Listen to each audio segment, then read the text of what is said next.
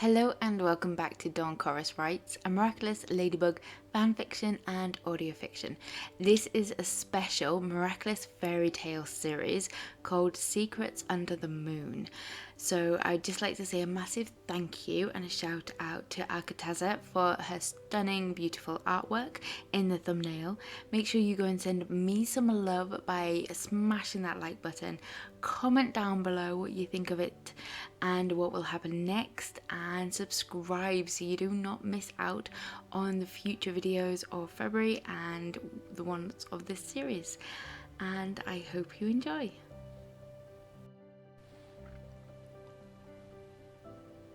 Chapter 3. It had been 12 hours since her mamam and papa had left on the overnight sleeper to Pisa, and Marinette had received 20 text messages, either checking in on things or instructions from her papa.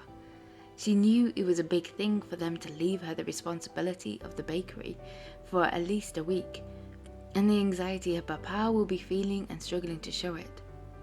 In earnest, she was happy to gain even more alone time, not needing to answer the same questions when she didn't have the answers. No. At least this way she can focus on designs tomorrow when the bakery was shut. The simple bliss of a Sunday with no interruptions. She leaned over the counter, sketching out a flower design she was working on to embroider onto the dress, waiting for the cheeky timer to go off for the next round of cookies. The rest of the jobs were done for the day, and soon she could... The phone beside her rang. "Good afternoon, Dupanchang Bakery. How may I help you?" she said, using her formal tone. "Hello, I know this is last minute, but I was hoping you would be able to help me," said a panicked voice on the other end. "Of course. How?" "Great!" The woman let out a sigh of relief. "I need 30 cookies as soon as possible. It is my daughter's birthday, you see, and well, there was an incident and the treats, well, let me just say they're not edible." "Oh, I see." Marinette let out a light chuckle. This wasn't the first time she received a phone call like this. Could it be a selection of cookies and macaroons? In fact... Marinette paused, thinking about the ones she had in the oven and all the decorating icing she had set up. "I have a fresh batch in the oven, needing to be iced. How about I bring them round and the extra supplies?" Was it an overreaching idea? She held her breath. "Really?" the woman exclaimed. "Oh, that would be perfect! And would fill a slot. My daughter would love it. And you deliver?" "Yes, of course. I could be there in 30 minutes. Marinette could hear the woman let out the breath she'd been holding in and couldn't help herself from smiling. "You are a lifesaver. Thank you so much. The address is..." Marinette wrote it down in the corner of her sketchbook. "Great, got it. I'll see you soon." She placed down the phone as the timer went off. She could give the sugar cookies 15 minutes to cool as she gathered and packed all the supplies the children would need, plus extra decorations. She glanced out the window. It was dry, and the address wasn't that far from the bakery, about a 10-minute walk knowing a shortcut. The relief on the woman's face and the excited grins on the birthday girl, plus her friends, had been worth the extra effort. Marinette had even stayed a little longer to help prep the space, and noticed a pile of burnt cookies in the bin. When it was time to leave them to it, the woman had been so grateful to her, she added in extra tip and overpaid, gesturing towards the additional items.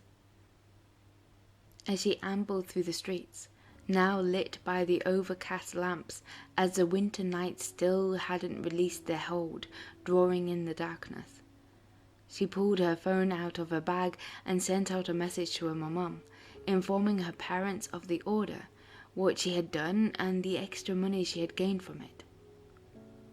"That was very thoughtful of you, my dear. And whatever she gave you that was extra, you keep. Use it to replace the fabric, Sabrine replied. Marinette hugging her phone to her chest and let out a little squeal of thankfulness. There was nothing she could get past her mum. Maybe she hadn't hidden the silk well enough, or perhaps it was a fact that she hadn't gushed over this one, like she usually did. Her thumb dotted across the screen. Thank you so much. Are you and Papa settled now in your accommodation? The light from the screen washed her face in a blue glow and made it difficult to see the sights and shadows around her. Placing a hand in her pink purse, feeling the paper notes, working out the difference and how much was left over after the laid out cost. It wasn't quite all she needed to replace the silk, but it was enough to pay a deposit and hope she could save the rest in time. Lost in her racing thoughts, Marinette failed to notice the sounds of approaching footsteps. "Hello, little lady," a male voice sounded out behind her, catching her off guard. She spun round, dropped her phone to her side, and squinted her eyes, adjusting back to the darkness. She saw 3 young men, roughly around her age, approaching, then darted her eyes around the street and noticed she had taken the wrong turn and wandered down an alleyway, taking her in the opposite direction from the bakery. "I'm just on my way home. I don't..." She fumbled her hands into her purse looking for her keys when some of the notes tumbled out. "Well, what do we have here? A lost little rich lady? Chucking her money about?" The one wearing a dark baseball cap, casting his facial features in a shadow, sneered to his friends and took a step closer to Marinette. She quickly bent down and scooped them up whilst holding onto her keys with her other hand. "Look," the one wearing a light-coloured hoodie called out to the others. "Is she trying to threaten us with her keys?" He burst out laughing as the others joined in. The sound brought a shiver to run through her body, all while taking a step back. If she ran, could she make it back to the bakery or a busier street? "All we want is the money and your phone," the last one said, his hands fixed firmly in the pockets of his plain, oversized puffy jacket, taking a few steps closer as Marinette took 3 backwards. "Plus, any other things you may have on you," the one wearing the cap added in, with a quick glance back, judging the distance. "I'm not rich. I was dropping off a delivery. This money isn't mine. I can't..." "Are you trying to tell me you, such a little thing, are a delivery person?" "I don't believe you. What was it?" the youngest one, she guessed, interrupted, pulling down his hoodie. "Please, I don't want any trouble. It was cookies. That's all, from a bakery." Marinette stumbled on a few loose stones as she kept stepping back, but fixing her gaze on the 3 in front.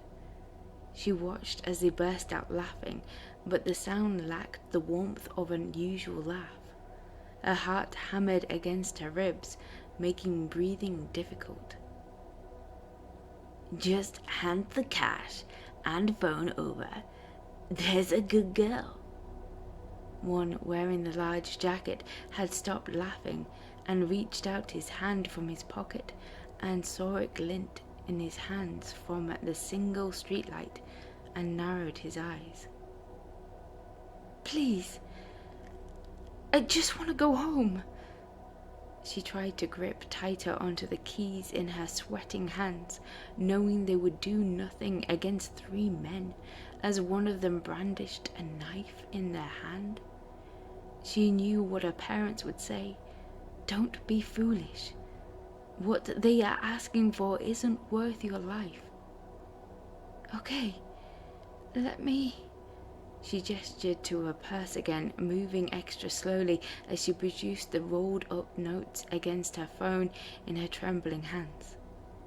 That's better. But she's seen our face. What if she tells? The man holding the knife edged closer to her. Marinette instinctually yelled for help as they darted towards her. She turned and sprinted, clutching tight to her items. Her legs threatened to give way, struggling to keep up as they caught against another cluster of loose stones on the ground. With the momentum of her speed, Marinette flew forwards, flinging out her hands as she crashed into the freezing ground, unaware of the figure in black landing between her and the three men. "What the?" one of them called out. "What are you meant to be?" "It's him." "Turn around and leave, and I'll spare you any more trouble," the man in black said in an almost growl. "Oh, the beast doesn't want trouble. Is the pussycat afraid?" one of them sneered. Marinette, dizzy, stared at the back of the figure dressed from head to toe in black clothes, blending in with the night, and wondered what kind of person would step in between her and these people. Then the strangest thing caught her attention. No, surely she was seeing things. She had hit her head and not realized, or the light was playing tricks, because there was no way this man had a tail. "Are you alright?" the man, the stranger, said, tilting his head around slightly, and she could hear a deep anger in his voice. Yeah. She wasn't able to hide the shakiness in her voice. "Knife!" was all she could get out before one of the three lunged forward with the blade in hand at an unexpected protector. He darted to the side at the last second, making some sort of strange hissing sound, swinging his arm back before landing in the attacker's ribs. "Then run!" the man dressed in black called out as another leapt forward, going for a rugby tackle as he wrapped his arms around her protector's waist and slammed his head into his chest, causing her protector to double over slightly and let out a groan at the punch to his gut. Marinette found herself frozen, unable to move. However much her heart and mind were yelling at her to take the advice and run, her limbs weren't listening, disconnected. "Are you trying to be a hero?" one of them called out as his fist landed against her protector's jaw. "Go!" he bellowed as he returned hit after hit, his arms flying through the air, crashing his fist into one guy and then another. The thunderous sound startled Marinette's mind into action, forcing her to turn her back on the continuous sounds of groans, dull thuds, and shoes scuffling across the ground. She tried to lean herself up, ignoring the pain emitting out of her raw hands, while streaks of light flashed across her eyes with the added dizzy sensation. She failed to see what she was grabbing at as she rammed what she could back into her purse. Scrambling to her feet, she took a glance back at the dark form fighting against the two remaining men, guessing one of them must have left to save his own skin. Was that what she was about to do? Leave this person to fight for her? Gain unseen injuries so she could save her own skin? Why would he? The image of the man aiming the knife at her protector broke the loop inside her mind. With no concept or thought, only reaction, Marinette quickly grabbed a stone from her feet. "Watch out!" she yelled, flinging her arm out, and watched the stone smack into the man's head, causing him to stagger, and enabled her protector enough time to tackle the blade out of his hand. "Let's go!" the other one said as he yanked himself up, clinging onto his side and moving towards his friend. Her protector kicked the knife against the alley wall and then took 2 steps away from the man on the ground. But Marinette could see he kept clenching and releasing his huge hands, fighting the urge to continue. Shuffling backwards, the man levered himself to his feet, smearing a red stain against his jaw as he rubbed his bloody hand over the swollen lump, whilst glaring at her protector. "Come on!" the first one urged, tugging at his mate's jacket to follow him back down the way they came. "You haven't heard the last of this beast. You've been marked by the Howlers." The one with the red streak sneered, shrugging off his mate as he tried to stride away. Once the two had rounded the corner, her protector let out a low moan and clutched his hand to his stomach. Marinette, suddenly aware of now being alone with this stranger, her protector, felt awkward, unsure what to say, how to act, as she glanced at the tail which whipped through the air as he let out another moan in pain. "Are you hurt? Can I help?" she called out, shuffling 2 steps closer to his back. No, I'm fine," he growled. You don't sound it. Let me help?" "It's the least I can do," she said softly, edging a little closer. "Please, not like this," he breathed out through another moan in pain, his legs buckling as he crumbled onto his knees. "Wait, I am..." She stopped and stared at his cat-like appearance, unable to process what she was seeing. "No, don't!" He cast his head low and with his free hand yanked the hood further down across his face. "You need help. Let me." She peeled her eyes from his face and towards his hand, gripping tight against his black clothes. The damp fabric told her he was bleeding, but wouldn't be able to tell how bad it was until he got him to the hospital. "Did he stab you? Let me get help." "No," he said, inhaling through his teeth. "Is that all you say?" she muttered under her breath, and for a moment she could swear she saw a smirk flash across his mouth before it was replaced yet again with another groan in pain. "Okay, no hospitals. So where to? I'm not leaving you here alone. Not after coming to my aid like that." She placed a hand on his broad shoulders and felt them tighten under her touch. "Home. That's where I need to go. Tiki, she'll know what to do," he breathed. "Okay. Home it is," she said, whilst thinking to find someone called Tiki who can heal this cat man. Protector? Ignoring the cautious voice protesting against the ideas inside her mind. And the simple fact, she knew little about this person, except he got injured while saving her. She couldn't live with herself if she walked away now. "Lean on me. I'm stronger than I look."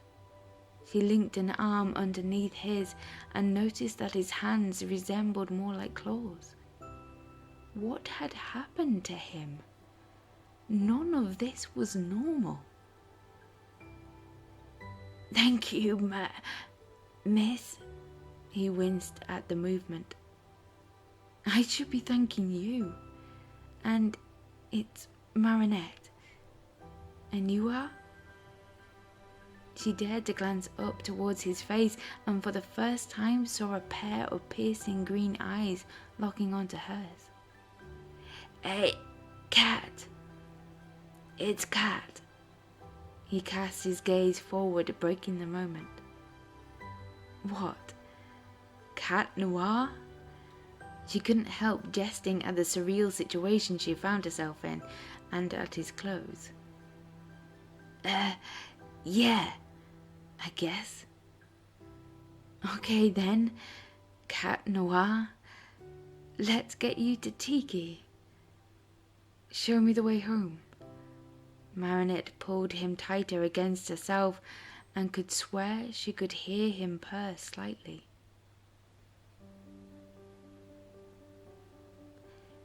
Thank you for listening to chapter 3. I hope you enjoyed it. I hope none of the fight scenes triggered anything. I hope you're all good. Make sure you smash the like button. Comment down below what you thought of it and what you think will be happening next. And make sure you subscribe so you do not miss out on future chapters and other videos to come. And I hope you are good, and I'll speak to you soon. Bye.